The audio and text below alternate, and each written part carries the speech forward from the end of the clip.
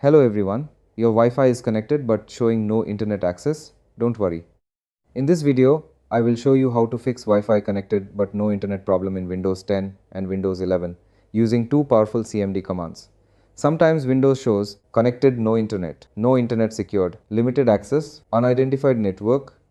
This usually happens because of corrupted winsock or IP configuration problem. To fix Wi-Fi connected but no internet, click on Start menu. Search for CMD. Right-click on it. Click on Run as Administrator.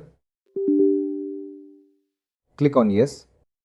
Now type this command carefully or copy and paste both command into the command prompt.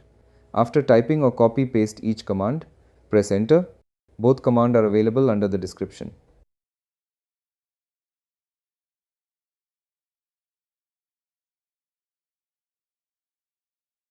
Now restart your computer.